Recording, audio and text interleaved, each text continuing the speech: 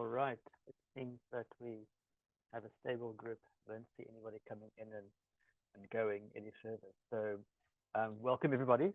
Hi colleagues. I'm Ndsa. I am the co-chair of this group together with Brenda Burke.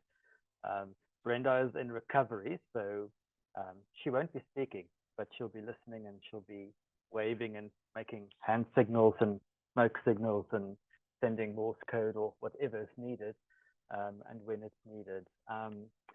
We have quite a nice topic today. As you all know, we're talking about PREMIS and metadata and how the two fit into our work and how it's used. And maybe somebody can tell us what it is for those who don't know what it is. I think there might be some of us that are not completely informed about what PREMIS is and what metadata standards should be used and why they're used and maybe even what metadata is. But I would actually expect that most of us would know what metadata is by this time. So can't remember, either Julie or Leslie has got a meeting on, so Leslie, we're going to put away to start with you. Am I right? Yes. Rearranged. Okay. Yeah, because I have a 1 o'clock meeting. Yeah. Okay, super. So Leslie Johnson is the Director of Digital Preservation at the U.S. National Archives and Records Administration, and she's going to take it away with PREMIS. Right. Leslie, over to you. Do you need to share your screen? I do need to share my screen. Okay, so let me just see. I think I can. You can. I think you can. There we go. Super. Yeah. Over to you. And welcome. Thanks for chatting to us. All right. Can everyone see the slides? Yes, we can. Awesome. Great. So yes, I'm Leslie Johnston. I'm the Director of Digital Preservation at the U.S. National Archives. Our group is not a custodial group, but we're a consultative group. So we work with all of the custodial groups, federal, legislative, and presidential. All the presidential libraries are part of the National Archives. And that means that we deal quite a bit with standards and specifications, whether it's for file formats, but also for metadata to bring it into our repository system, ERA, the Electronic Records Archives.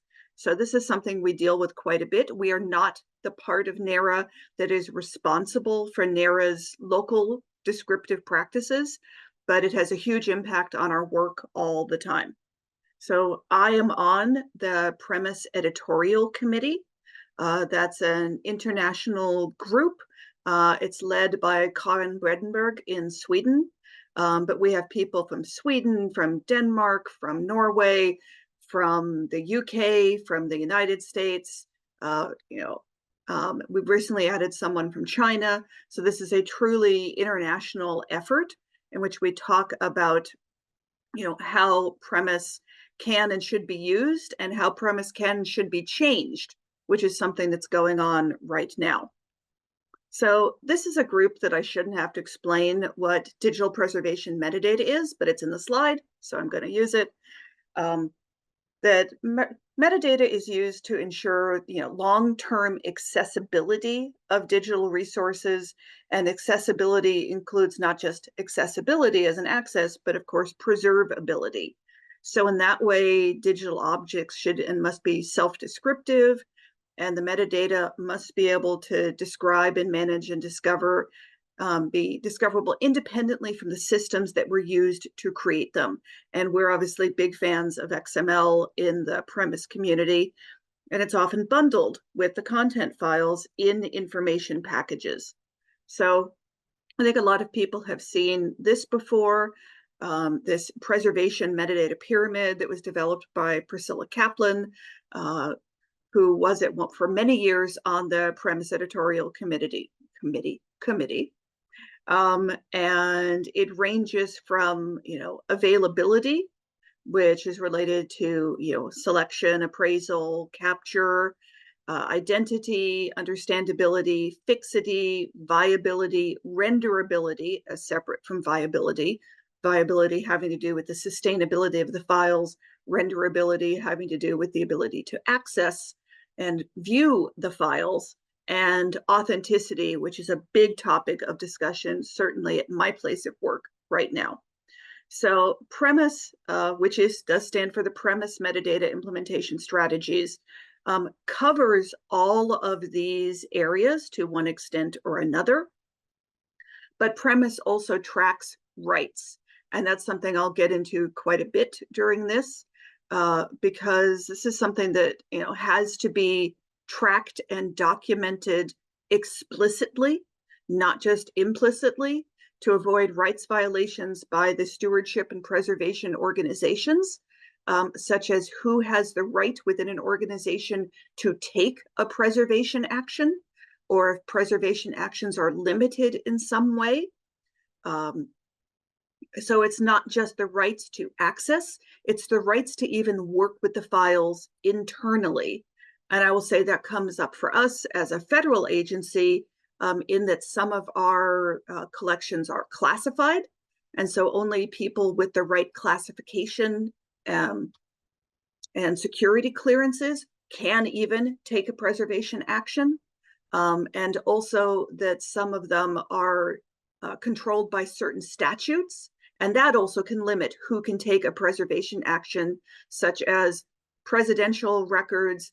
Only someone affiliated with the presidential library for that particular administration is allowed to work with the files. Nobody else can.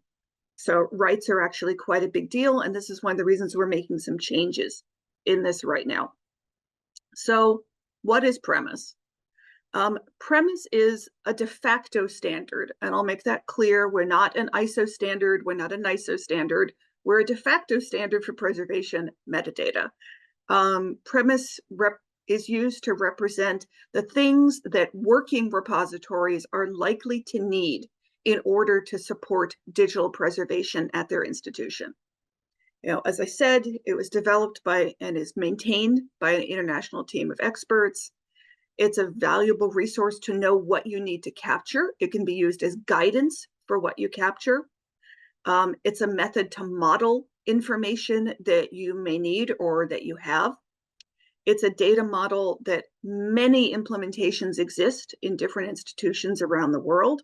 There is a huge community of use with good resources developed for and in that community. And it's already been incorporated into both commercial and open source digital preservation tools and systems for use. So there's some scope. So PREMIS is a model. PREMIS is not a system. PREMIS is not a tool. The way PREMIS is shared is as a data dictionary that lists all of the elements that make up the PREMIS data model, suggestions or requirements about which are required, which are optional, suggestions for controlled vocabularies, in some cases, requirements for controlled vocabularies for different elements. So it really is a common data model about organizing, thinking, and representing, and this is a key part, digital preservation metadata and the relationships between the metadata. That's actually a huge part of the PREMIS model. It's also used as a standard for exchanging preservation metadata in information packages between repositories, and therefore between institutions and between systems. We consider this very implementable, and it is absolutely technically neutral. It is not tied to any type of environment, any specific types of objects, any particular systems in any way. What it is not is it's not limited to or customized just for archives, libraries, or museums. It is a very open-ended standard that can be implemented in many different ways for many types of organizations. Because of that openness and open-endedness, it's not an out-of-the-box solution. It's not a tool, it's not a system, it's not a module that you can plug into something. It's a set of guidelines and guidance and a data dictionary. It's also never going to be all of your organization's necessary metadata, because it doesn't dictate that you use every feature or that you cannot record additional metadata. It is incredibly likely, especially when it comes to descriptive metadata, that you will need to record metadata that is not in scope for PREMIS. It's lifecycle management. It can be outside a repository or it can be inside a repository. And I'll explain a little bit more like that. And it does have a rights management standard, strong supports for rights management. So I'll give you an outline of the main entities.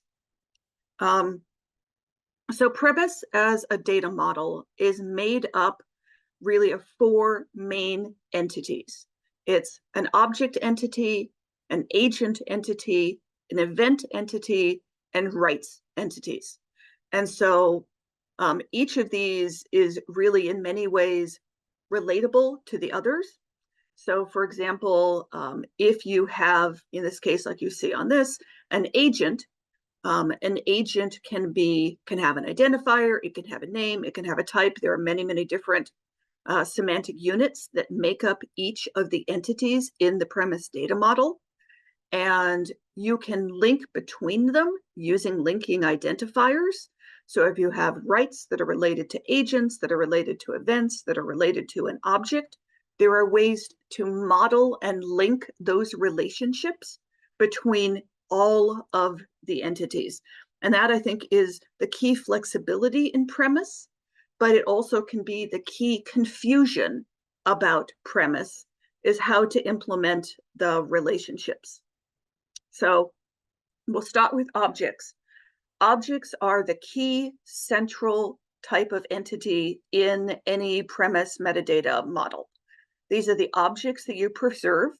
Objects can be bit streams, they can be representations, they can be intellectual entities. So it could be a PDF file, an image, a collection, a representation of a book. So objects and what is defined as an object or any types of objects is really up to local implementation. And you'll hear us say this a lot in PREMIS implementation fairs and in presentations, that a lot of this is up to local implementation because that's how we want this to be. So the implementation choice for objects is you don't have to manage any particular types of objects. You can manage any types of objects using this object entity. So there are some high-level semantic concepts that go along with objects. So what technical information do I have that describes it? What is my preservation strategy for this? Which object is it? So a unique identifier, an ARC, a URI, an internal system identifier that points to exactly the object that is being described and or preserved. What software or hardware do you need to handle the object? Which of its characteristics need to be preserved? What kind of object is it? Like what file format it is? And these are all concepts that you can model using PREMIS. One other thing that I want to point out, and this is something that I think does also sometimes confuse people, is that an environment can also be an object. So you have an object that is a file, is a package, is a compound object, but you may also be preserving an environment that is needed to interact with or render or even preserve it, such as an emulation, as source code, application software, hardware that you need to make sure is tracked, or computing resources. Those can also be objects, and an object can have relationships to many other objects and objects of other types. So if you had, for example, an older GIS file that required a particular emulation environment that is needed to interact with that object as part of either preservation and processing or access, you could have objects representing both the GIS file and the emulation environment and relate them together and type, what type of relationship that it is, that this is something that's needed for rendering or interaction. So objects are really very flexible. So I'll give an example here. So with a rendering environment, here's the intellectual entity. It's a file object. The relationship type is, that there is structural metadata that represents the intellectual entity and the hardware, an intellectual entity that is the operating system, that is the software application, and that these are a relationship type that is a dependency, and that it's a required dependency. So if you have an object that you need to be able to render, there's a dependency that means you have to have the application, the operating system, the hardware, or in another case, an emulation. So events. Events are another really key part of the PREMIS model, because any preservation action, or pretty much any action at all, can and should be tracked as an event if it impacts at least one object or potentially an agent. So this is also using the digital provenance that you need to track the history of an object. And there are implement choices as in determining which events are in scope, which events should be recorded, as well as the level of granularity. And this could be something like a validation event, or a file format characterization event. Say that you have used Droid or Siegfried to identify a file format. That's an event that this has been run and it had an outcome and it was run on a particular date. Or that you've validated that a file is actually a valid instance of that type of file against a specification, such as using Jove, and it had this outcome, it was run on this date. Or an ingest event, that the object was ingested into your preservation repository at this date. It can also be migration events. It can be events where you're creating surrogates. That also is a local implementation decision as to which events you're going to record and what level of granularity you're going to record about them. So with events and ingest often come agents.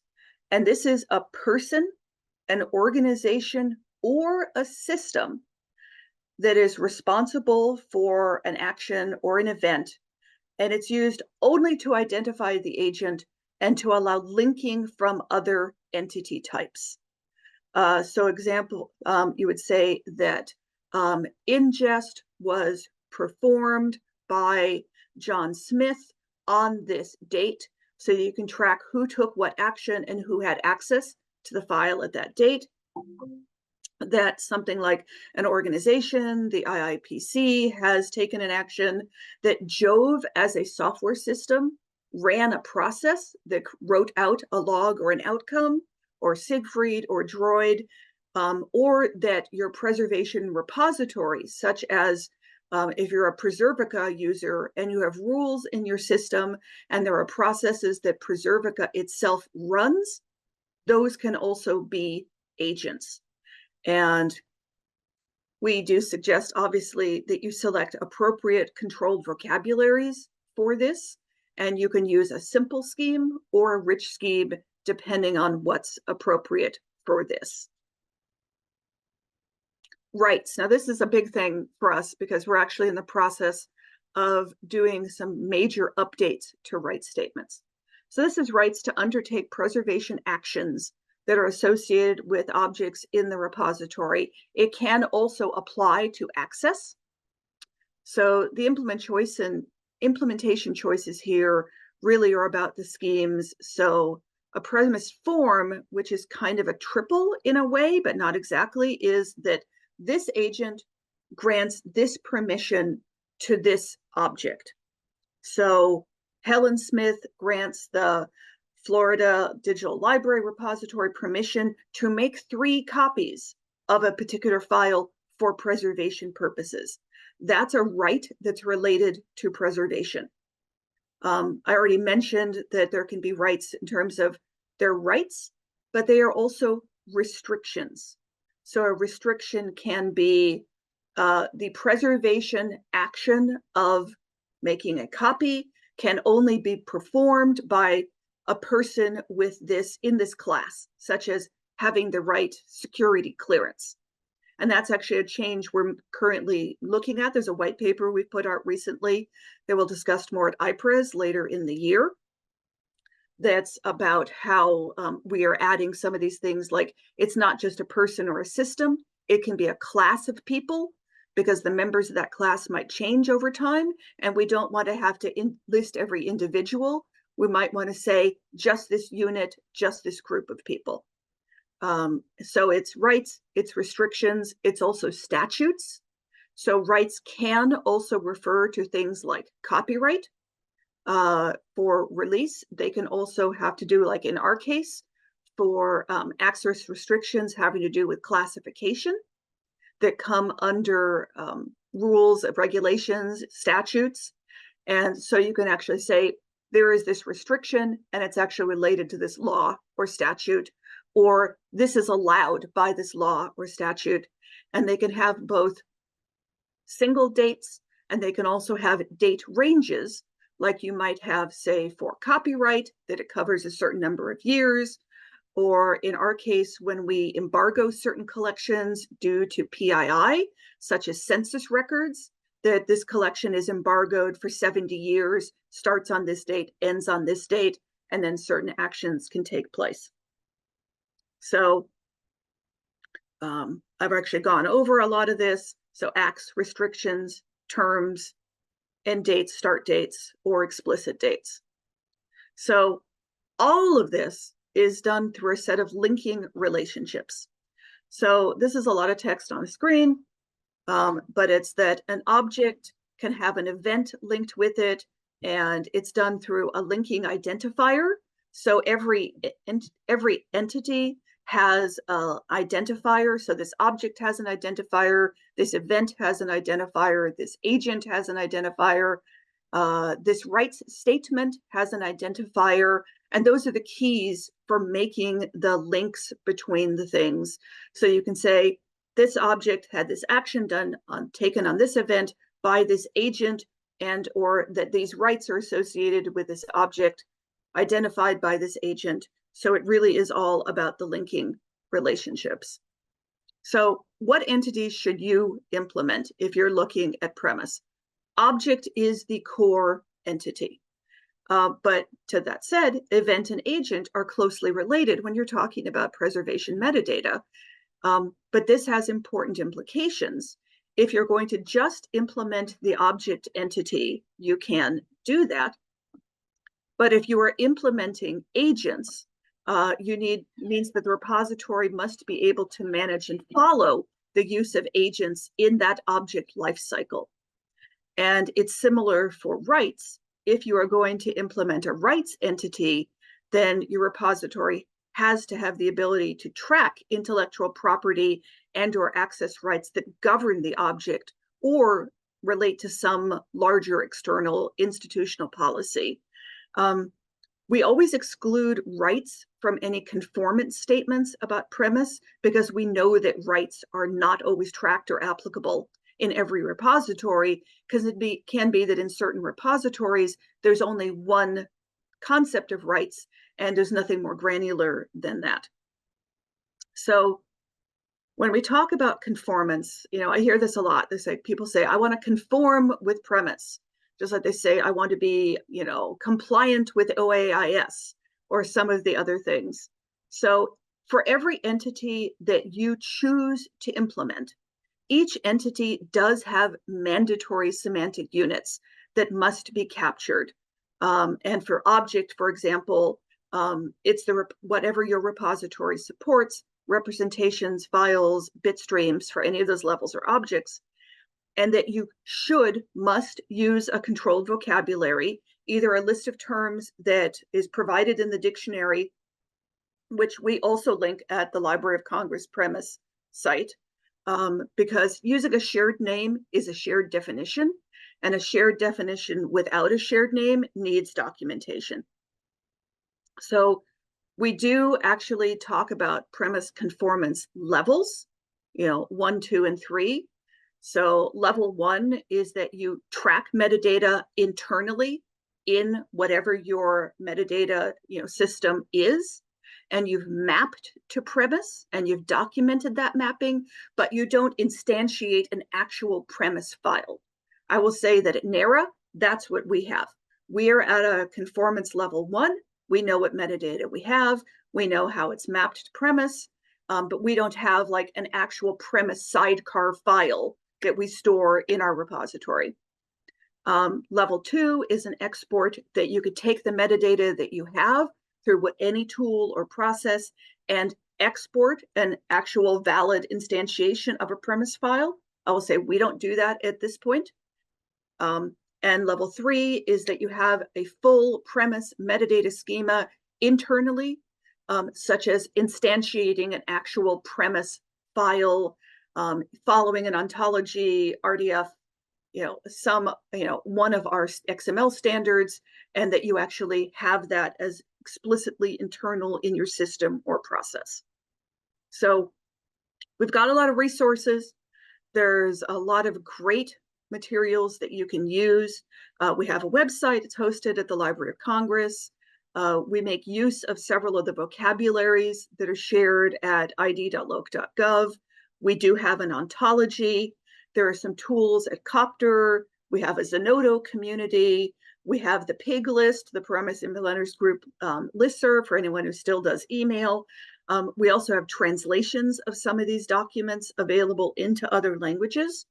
So we really recommend joining the email list if you want, because you can ask us questions there, and we share a lot of information there, or just going to these documents and taking a look at them, seeing what you feel like can do, and absolutely reach out to any of us on the PREMIS editorial committee at any time.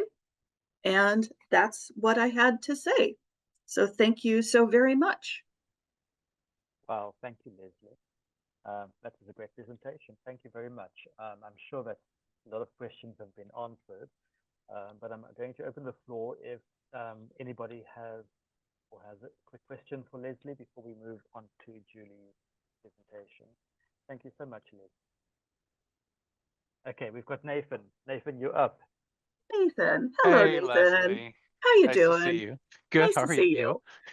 you. You mentioned that PREMIS is not an ISO standard, and I wanted to ask why not, and should it be? We're actually talking about that some internally now. Part of it is that the ISO standard process is, quite daunting for an all-volunteer international community. But we actually have had some conversations. There's a lot of work going on in, ISO now about all the different sort of standards and practices related to digital preservation. Andy Potter from NARA is involved in a lot of those groups and discussions. And I think we'll see some movement going forward as to how we might or might not go ahead and choose to follow that process. I think it could and should be, but I will just say that it's a lot. It's a lot to do, but we're not opposed to it. We haven't done it. Very fair answer. Thank you. Okay. Thanks, Nathan. Anybody else? No? Okay. So Leslie, we're going to move on to the next presentation. If you need to jump out when you have your next meeting, please feel free. I will reach out to you if you wouldn't mind to share your slides with the team. Oh, absolutely. I'll need to jump out in about 15 minutes. So I'm sorry to Julie that I won't see the whole presentation, but I will absolutely send my slides to you, Dion. Thank you so much. Appreciate it. So our next speaker is Julie Shi, who is the Digital Preservation Librarian at the Scholars Portal for the University of Toronto Libraries, discussing MET standards. Hi, Julie. Thank you for joining us. Hello. Thank you for having me. Thank you. It's a hard act to follow. You're welcome. I'm sure you've got many interesting things to tell us. You're welcome to present. The floor is yours. Thank you. Just gonna share my screen. All right. we can see. Thank you. Great, thank you. Okay, so I'm going to be talking about METs. I'm kind of glad that Leslie went first with PREMIS because I'll be making some references to PREMIS. So there's that background already there. Just as an overview, I'll start with a quick introduction to who I am, and then an overview of METs and how we implement METs at Scholars Portal. To start, I'm the Digital Preservation Librarian at Scholars Portal, as Dion mentioned. I'm fairly new to librarianship in general. This is my first position, and I started in October 2022, so sort of on the other end of the spectrum from Leslie. But Scholars Portal provides shared technology and collections for the Ontario University Libraries Consortium, and increasingly to universities across Canada as well. So part of my work is as technology service provider, so not necessarily working with collections, but there are spaces where I do work with collections. And I've also worked on some other metadata projects, which I won't go into at the moment. But just some of the services that we provide. We have a cloud storage network for storing and sharing digital materials. That's all hosted within Canada. We have a hosted digital preservation service that provides technical infrastructure to participating institutions who are looking to preserve their unique library and archival digital collections. And then we have our trusted digital repository of e-journals and ebooks, which has over 60 million publications now. And we use the repository to preserve and manage access to licensed content. And then we have Borealis, which is our national research data repository for storage, access, reuse, and preservation of research data to participating institutions. I'll only be talking about the TDR and permafrost today. But getting back into METs. So METs, and I'll preface this by saying I'm not on the METs editorial board. So I'm coming at this from a user perspective. So may not be able to answer all the questions that you may have about the standard and all the ins and outs of elements and definitions and everything, but I'll do my best. So METs is an XML schema for storing metadata from multiple standards in a single record. And it allows you to express physical and or logical structure of objects, to identify the names of each part as well as their location, and that's the location of their metadata within the METs record, as well as their storage location. You can also use the METs record to gather metadata from different standards within a single record for the objects and their parts, and also to define relationships between objects, parts, and metadata. So METs is not a content standard. It does not provide vocabulary or syntax for encoding descriptive or administrative metadata. It's more like a container for wrapping up all of those different types of metadata into one file. A brief history that I have pulled mostly from the METs primer on the Library of Congress website. METs, the precursor to METs was developed through the Making of America 2 project to develop a framework for a common understanding of objects and services for digital libraries. So very much rooted in considerations about describing digital objects. In 2001, METs was developed with sponsorship from DLF, building on the MOA2 schema. And today, the documents and resources are hosted by the Library of Congress, and content is maintained by the METs editorial board. And the current schema version is 1.12.1, and I've linked in the slides to the schema as well as documentation for it. So why METs? If you are considering using METs or a pared down version of it, METs is designed to make maintaining, using, and sharing metadata within and between systems more streamlined because it uses XML and because it contains all sorts of metadata within a single record. It's also an open and non-proprietary standard created and maintained by the library community for the library community. That said, it's not limited to use by the library community, of course. And METs clearly defines the structure of an object and co-locates metadata about the object and its files or parts. It's also extensible and modular, so you can implement it as it makes sense for your use case. All sections of METS, except for one, are optional, as are a lot of the attributes and elements within the schema. It's very much a use as you need sort of standard. So there are 7 sections to METS, 6 of which are optional, as I mentioned, and 1 being required. And the sections always follow the order of the METS header, descriptive metadata section, administrative metadata section, file section, structural map, structural link, and behavior section. So I'll just go briefly through each of these sections. Starting with the METS header. So this is metadata about the metadata record itself. So you can record information about the agent, so contributors and their roles in the creation or maintenance of the METS record, alternative identifiers for the object or files described in the record, dates of creation and modification, the status of the record, and so on and so forth. Have a little, for those who like to read XML on the fly, have a little example of what a METS header could look like. And then following that is the descriptive metadata section. So this section can be as long or short as you would like it to be. It's repeatable and it's standard agnostic, which means you can include metadata from multiple standards or local schemas as you would like. So my example here uses Dublin Core, but you can also have mods, you can have PB Core, all depending on what objects you're describing. And I'll also note that you can, in this section, you can point to external records. So descriptive metadata does not have to be inscribed within the METS record. External records can be referenced. Or you also have the option to put your metadata within the METS record using XML or as binary data. Following that is the administrative metadata section. This is probably the largest chunk of a METS record from my experience at least. So this provides all sorts of other information about the object as a whole for managing its life cycle and history. So there are 4 nested elements within the administrative metadata section. All of them are optional and repeatable again. And again, you can reference external records and embed metadata in XML or binary.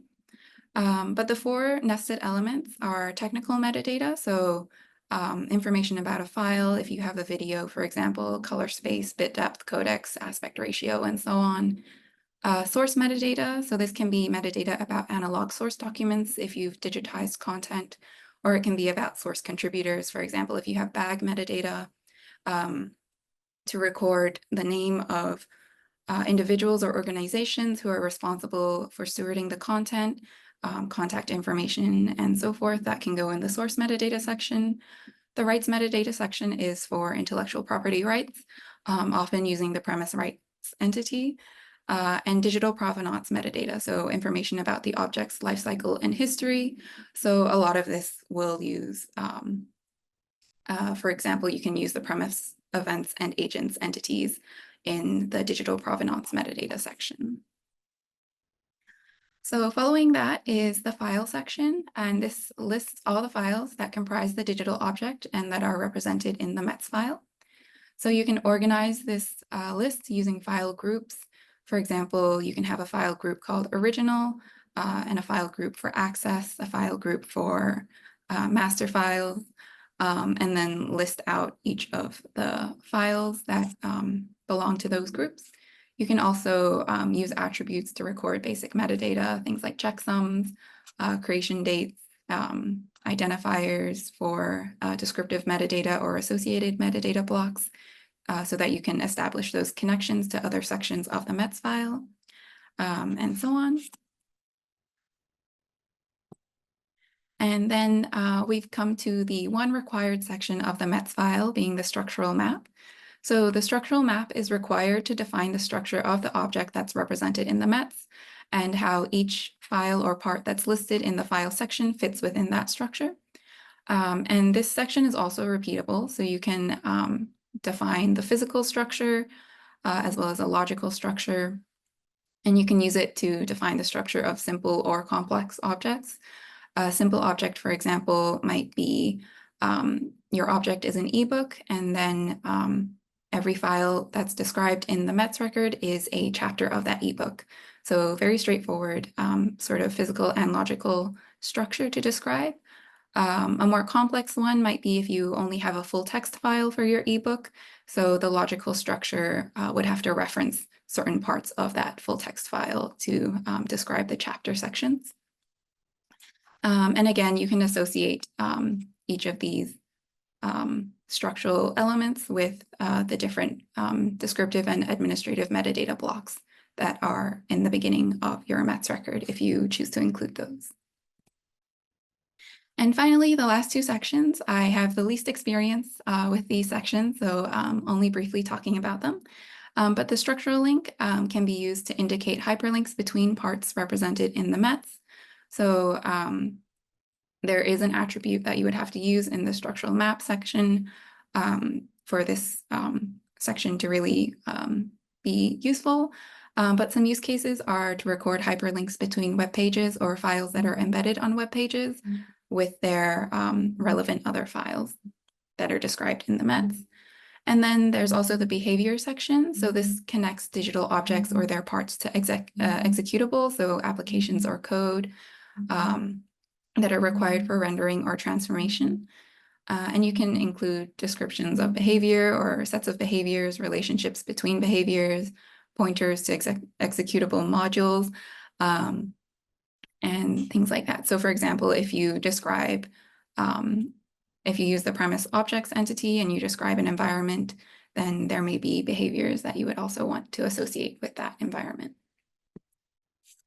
So that was a very quick rundown of METS as a schema, but looking at its implementation as we use it at Scholars Portal, I'm going to start with our trusted digital repository where we use a paired back metadata profile based on the METS schema.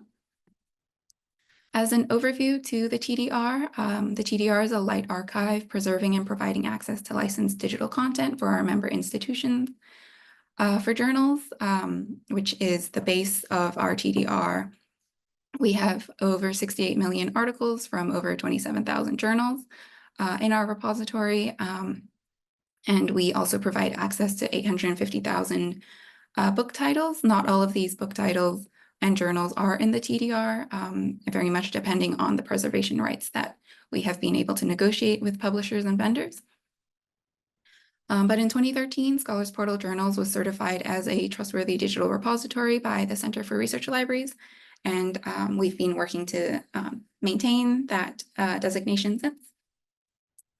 And so books were not originally part of our TDR, but we've been working to develop workflows to ingest books content into the repository as we secure those preservation rights.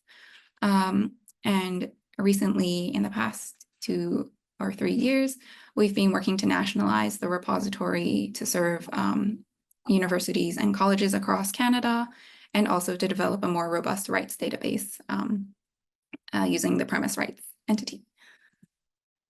So for metadata metadata records that we create for the TDR, our approach is to include sort of base level descriptive metadata, but focus more on that preservation metadata.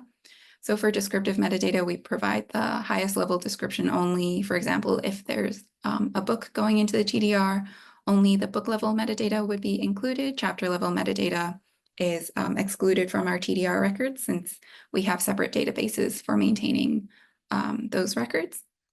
But for preservation, we're really focused on establishing that paper trail of all events involving the object.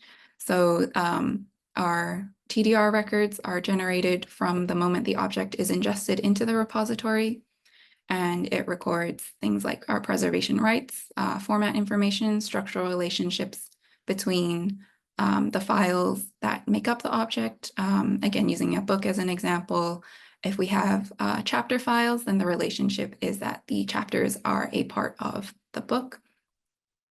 Identifiers, the path to the file in storage, event logs, and more. And over the years, the generation of this metadata has been automated by our wonderful systems and team and programmers. And so there's a sort of workflow chart on the slide here of how metadata is generated and the sort of decision tree and flow for generating different types of metadata. And so looking at our metadata profile, this is the highest level sort of breakdown of our metadata scheme for our TDR records. And that's based on a simplified METS profile. So the record is intended as a container for metadata about the object. And we chose this path because basing it on METS will allow us to structurally define the object and locate all of the relevant metadata in a single place. So the structure are custom containers for organization based on METS sections. So for instance, the descriptive MD container element refers to the DMD sec in the METS schema, and then much of the elements under preservation MD are sort of taken from the administrative metadata section in METS. Our descriptive metadata is JATs or bits, and then preservation metadata is based on the premise objects, events, and rights entities. And we store all of this in a MarkLogic database. And so another reason that we collect all of this metadata is to maintain trust with our user communities. And transparency and accountability is important for maintaining that trust over time. And we, as part of that transparency, we provide human-friendly summaries of preservation metadata in our books and journal interfaces. So you can see it sort of maps to those elements from previously, as well as the premise entity. So a lot of events information, event types, event dates, event detail, which refers to the outcome of events depending on what they are. So if we have fixity checks, we have the date and the outcome being that it has passed the fixity check, for example. And then we also use this metadata internally for internal tracking and triage. So if a fixity check fails, then we can look back through the event log to see at what point it has failed and triage accordingly. And so that was our sort of light implementation in the TDR. For permafrost, we have a more robust implementation of METS. As a quick overview of what permafrost is, it's hosted tools and infrastructure to help members preserve their digital collections. So we primarily use Archivematica as our processing engine, and then we use our cloud storage network, the OLRC, for storage, as well as Globus and some other tools. And we also provide training and opportunities for members to come together to discuss digital preservation topics. But looking into the metadata aspects, this is a very oversimplified workflow, standard workflow for permafrost. So the transfer that you would like to submit for processing for digital preservation is prepared locally, and users can create metadata at this point to include in their archival package. And then Archivematica, while it's doing its processing work, will also generate a lot of metadata that will be included in that final METS record. So during processing in Archivematica, Archivematica will generate a METS file for every archival package, and the METS file will contain user-created descriptive and rights metadata if it's formatted according to Archivematica's requirements, which could be a whole webinar in itself. But it will also contain machine or user-generated technical and administrative metadata. So descriptive and rights metadata can be submitted using CSVs, JSON, XML, or the Archivematica interface. And I won't go into all of the details, but there's Dublin Core is the default descriptive metadata standard recognized, but all sorts of other standards or local metadata can be included. Archivematica works with premise rights elements for rights metadata. And if a user chooses to bag their transfer, then that bag metadata will also be included in the METS file. So reading the METs, in the Archivematica context, the METs header will indicate the date that the ape was created and last modified if it's re-ingested for any reason. The descriptive metadata section will include the descriptive metadata. Administrative metadata will have information to support managing objects for digital preservation, and I'll go into that in a bit more detail. But then there's the file section and the structural map, both of which list all of the files and their locations and relationships between other sections of the METS record. So the administrative metadata section is the section that makes the METs the longest in the Archivematica context. So technical metadata for every single file that is processed by Archivematica, it will extract or generate technical metadata for it, so unique identifiers and any other identifiers, checksums, size and bytes, format, creation dates, related files, and the relationships between related files. For example, if there are access or preservation derivatives created, then that relationship will be recorded, as well as any metadata extracted through characterization. Digital provenance metadata records all of those events and agents and outcomes using PREMIS. So it will cover ingestion, virus check, file format identification, and normalization. And then rights and bag metadata will also be included if those are provided by the user. So because we all love reading XML, I'm sure, these are just some screenshots. I will share my slides after as well, so we don't have to look at these in great detail, but just some examples of what each of these sections look like in the METS record. So this is technical metadata, very small. I apologize for that, but it can be very long for certain formats depending on what characterization tools you use. In Archivematica for images and AV, we use FFprobe, EXIFTool, and Media Info by default, but these can be changed as well.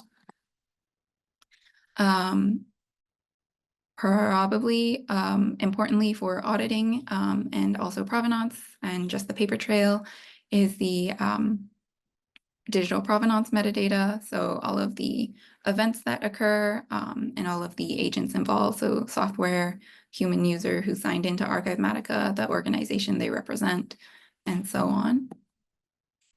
And then rights and bag metadata if you choose to include that. And so this is all being a very fast whirlwind, but just some considerations if METS is the right standard for you to use, and to say that this is not endorsed or sponsored or anything by the New York METS. But if you're interested in co-locating different types of metadata, metadata from different standards, or metadata from different sources for an object and its component parts in a single record, if you would like to record the structure of digital objects and relationships between the parts of that object, especially for more complex compound objects. If you're interested in transferring metadata between systems in a more streamlined way, then METS may be useful for you. Remembering also that not all of the sections have to be implemented. You can sort of cherry pick and use what you need. And also, if you like to read and create XML, this is also a standard for that. And just more generally, from a digital preservation lens, about what metadata you might choose to include. So this can be descriptive, administrative, technical, any sort of metadata. Just sort of questions about what's critical for accessing, using, interpreting, and engaging with the material.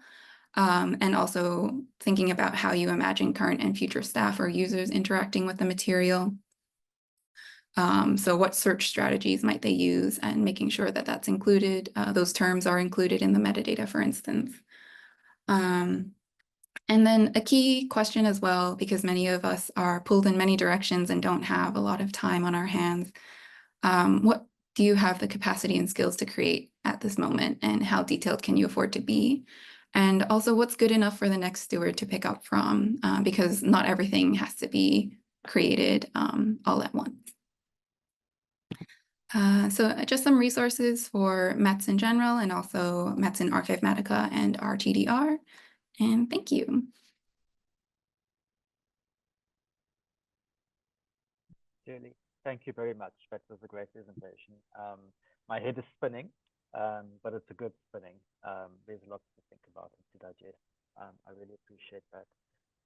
I'm opening the floor to any questions or anybody who has anything to say about MET or metadata in general or your use of PREMIS.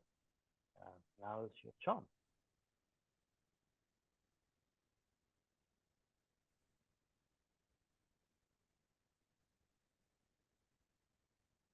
We have 2 minutes left, so you better make it quick.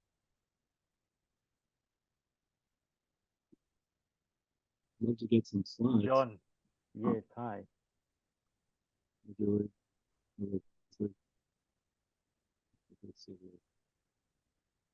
I can drop the link to my slides in the chat. If that is nice to see you again, John.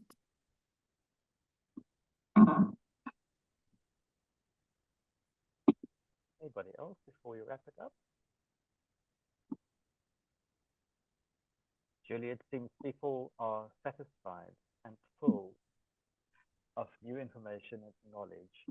So let's leave them to go and digest that in the message chat.